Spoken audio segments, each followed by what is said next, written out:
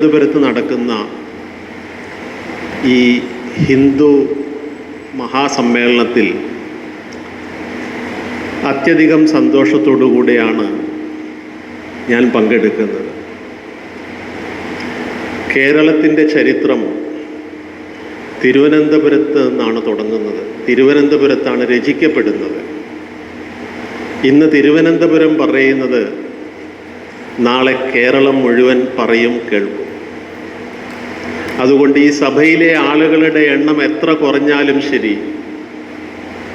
ഇവിടുത്തെ തീരുമാനങ്ങൾക്കും പ്രഖ്യാപനങ്ങൾക്കും വലിയ പ്രസക്തിയുണ്ട്.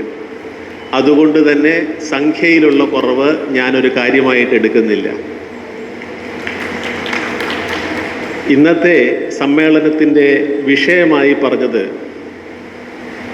വിശ്വമാനവികതയ്ക്ക് വിരാട ഹിന്ദു എന്നാണ്.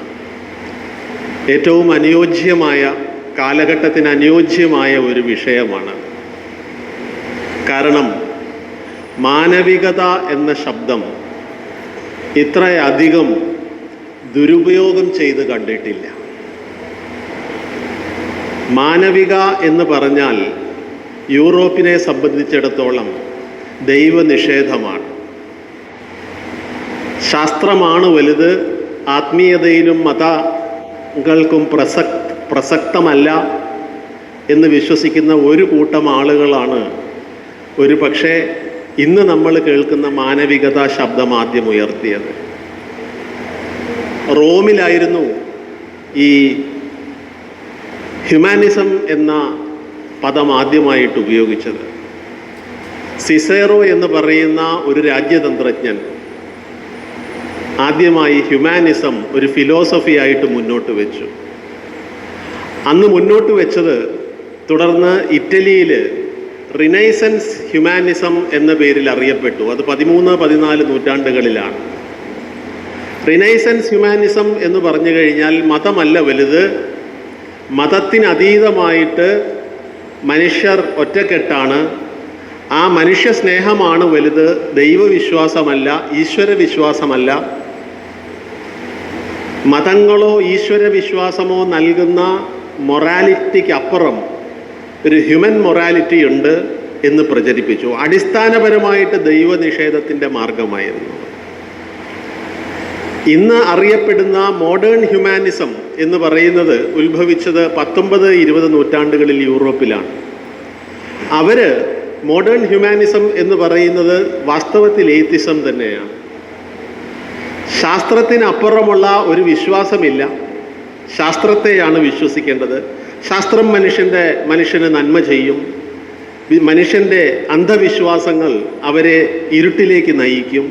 ആ അർത്ഥത്തിലാണ്. ചുരുക്കം പറഞ്ഞാൽ യൂറോപ്പിൽ ഹ്യൂമാനിസം എന്ന് പറഞ്ഞാൽ എയ്ത്തിസം തന്നെയാണ്. ഹ്യൂമാനിസം അല്ലെങ്കിൽ മാനവികത വാസ്തവത്തിൽ എയ്ത്തിസമാണോ? മാനവികത എയ്ത്തിസം അല്ല. മനുഷ്യനെ സ്നേഹിക്കുക, മനുഷ്യനെ ഒന്നായി കാണുക, രാജ്യങ്ങൾക്കും മതങ്ങൾക്കും വർണ്ണങ്ങൾക്കും ഒക്കെ അതീതമായിട്ട് ഒരേപോലെ അവരെ സ്നേഹിക്കുക, അവരെ മുന്നോട്ട് കൊണ്ടുപോകുക എന്നുള്ളതാണ് മാനവികത. ആ മാനവികതയ്ക്ക് ഫ്രിൽസ് ഇല്ല.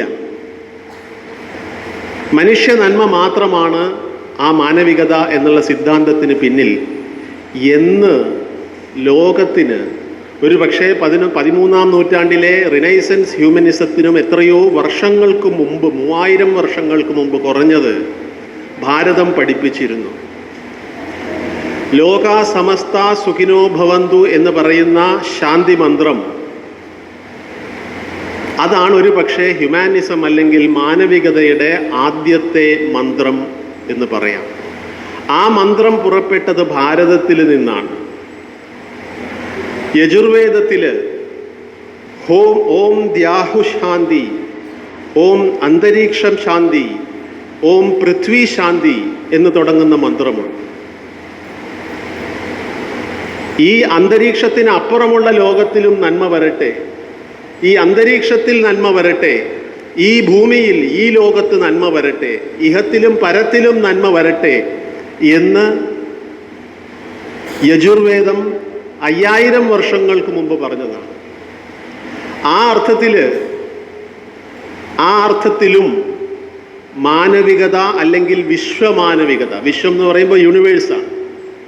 അപ്പോൾ ഭൂമിക്ക് അപ്പുറമുള്ളതും വിശ്വമാനവികതയുടെ ഭാഗമാണ്. യഥാർത്ഥമായ അർത്ഥത്തിൽ മാനവികത ലോകത്തിൻ്റെ മുന്നിൽ വെച്ചത് യജുർവേദമാണ്.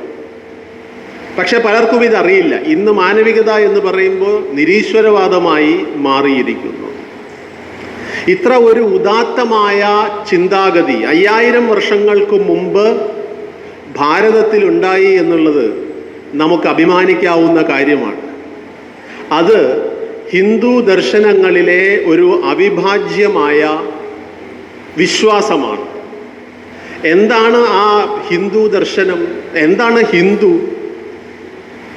ഞാൻ കഴിഞ്ഞ കുറച്ച് കാലമായിട്ട് ക്ഷേത്രങ്ങളിൽ, ഹൈക്കോടതി ജഡ്ജി ആയതുകൊണ്ടായിരിക്കും, ദേവസ്വം ബോർഡിൻ്റെ ക്ഷേത്രങ്ങളിൽ ഹിന്ദു മത സമ്മേളനത്തിന് എന്നെ വിളിക്കും. അപ്പോൾ അവിടെയൊക്കെ പോയിട്ട് ഇങ്ങനെ അവിടെ ബോർഡ് വെച്ചിട്ടുണ്ടാവും, ഹിന്ദു മത സമ്മേളനം. ഭാഗ്യവശാൽ ഇവിടെ ഹിന്ദു മത സമ്മേളനമില്ല, ഹിന്ദു മഹാസമ്മേളനമാണ്. അത് ഭാഗ്യവശാൽ എന്ന് ഞാൻ പറയാൻ കാരണം ഹിന്ദു മതമല്ല എന്നുള്ളതാണ്.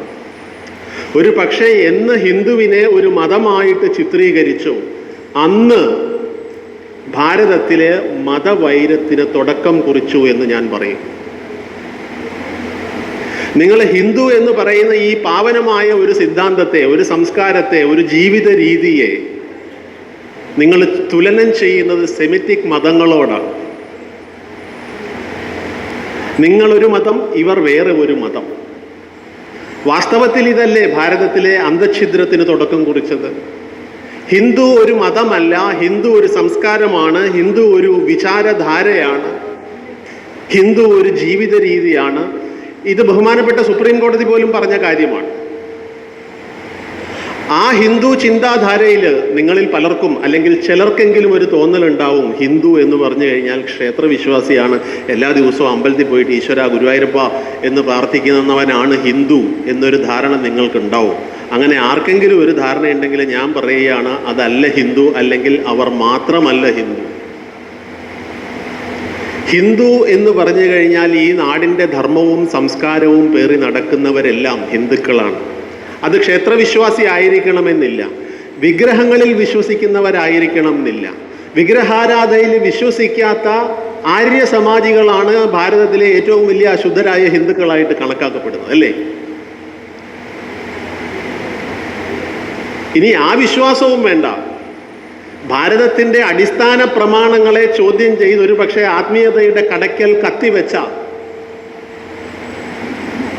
ലോകത്തിലെ ഒരുപക്ഷെ ആദ്യത്തെ നിരീശ്വരവാദി എന്ന് വിളിക്കാവുന്ന ചാർവാകൻ, അദ്ദേഹം പറഞ്ഞു, ഭസ്മേ ഭൂതസ്യ ദേഹസ്യ പുനരാഗമന കുതഃ തസ്മാത് സർവത് പ്രയത്നേന ഋണം കൃത്വാ ഘൃതം പീബേത്. ഭസ്മേ ഭൂതസ്യ ദേഹസ്യ എന്ന് പറഞ്ഞാൽ നിങ്ങളുടെ ദേഹം ഒരു പിടി ചാരമായിട്ട് തീരും. പുനരാഗമന കുതഃ, തിരിച്ചുവരവ്, പുനർജന്മം എന്നൊന്നില്ല. മനസ്സിലാക്കണം, ഭാരതത്തിൻ്റെ ഹിന്ദു ധർമ്മത്തിൻ്റെ അടിസ്ഥാന പ്രമാണങ്ങളിൽ 2 എണ്ണമാണ് കർമ്മവും പുനർജന്മവും. കർമ്മവും പുനർജന്മവും ഇല്ലാത്ത ഒരു ഹിന്ദു വിശ്വാസമില്ല.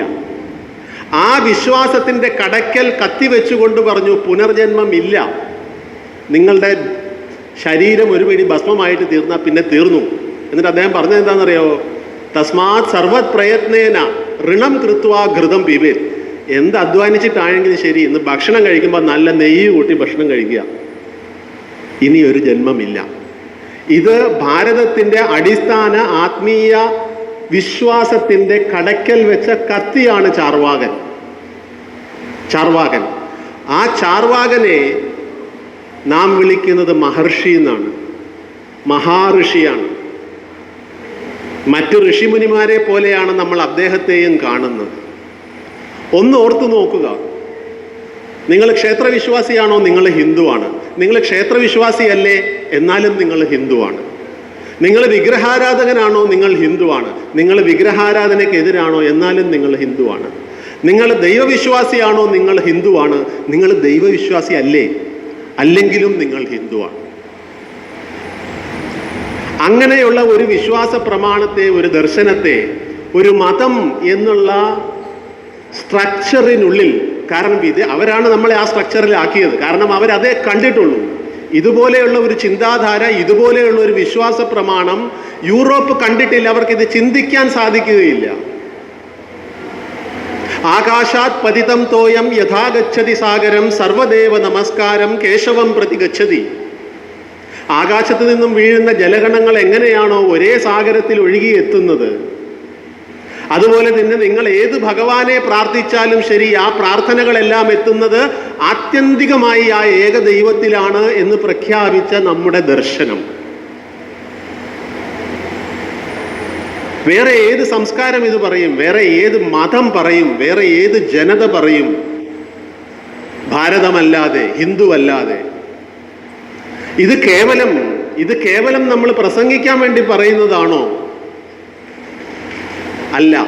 ഇത് എൻ്റെയും നിങ്ങളുടെയും രക്തത്തിനുള്ളിൽ അലിഞ്ഞു ചേർന്നിരിക്കുന്ന വിശ്വാസമാണ്. ഇത് ഞാനും നിങ്ങളും ഇവിടുത്തെ നാട്ടുകാരും മുന്നോട്ട് കൊണ്ടുപോകുന്ന സംസ്കാരമാണ് നമ്മുടെ ജീവിതത്തിലൂടെ. ആ സംസ്കാരം ഉള്ളത് കൊണ്ടാണ് പലപ്പോഴും ഒരുപാട് മുസ്ലിങ്ങളും ക്രിസ്ത്യാനികളും ഒക്കെ ശബരിമല ചവിട്ടിക്കയറും.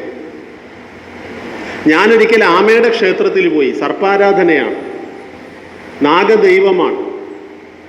ഞാനൊരു സർപ്പബലി നടത്താൻ പോയതാണ്.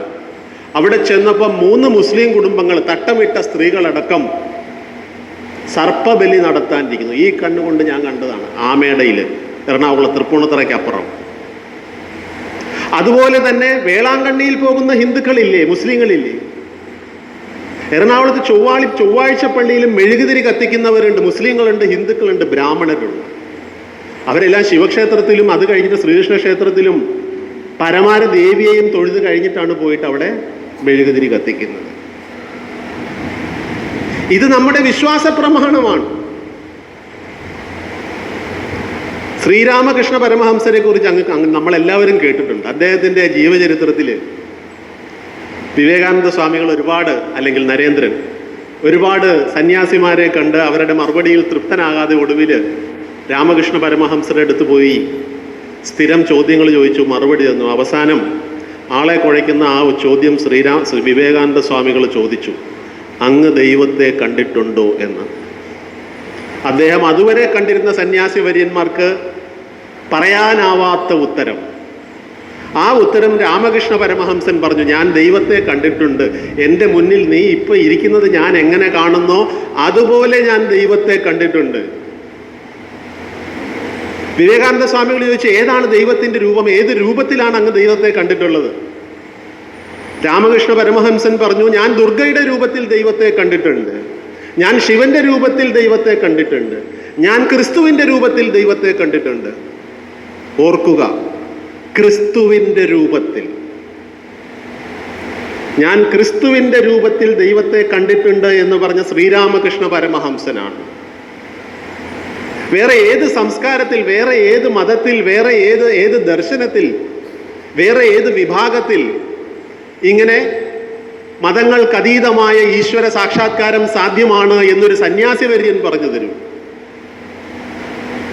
ശേഷം ചരിത്രമാണ്. സ്വാമിജി എങ്ങനെ ശ്രീരാമകൃഷ്ണ പരമഹംസന്റെ ശിഷ്യനായി എന്നുള്ള കാര്യമെല്ലാം ചരിത്രമാണ്, നിങ്ങൾക്കറിയാം, ഞാൻ പറയേണ്ട കാര്യമില്ല.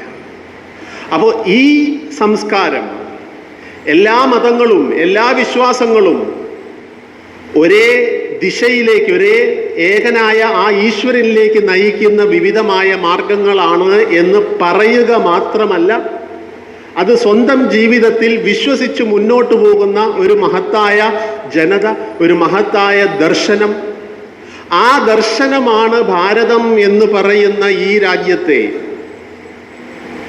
ഒരുപാട് ഭാഷകളുള്ള, ഒരുപാട് വേഷവിധാനങ്ങളുള്ള, ഒരുപാട് ആഹാര സമ്പ്രദായങ്ങളുള്ള, ഒരുപാട് സംസ്കാരങ്ങൾ നിന്ന് തന്നെ പറയാവുന്ന തരത്തിലുള്ള വൈവിധ്യമാർന്ന ഭാരതത്തെ ഒന്നായി പിടിച്ചു നിർത്തുന്നത് ഈ ഹിന്ദു എന്ന ഹിന്ദു ദർശനമാണ്.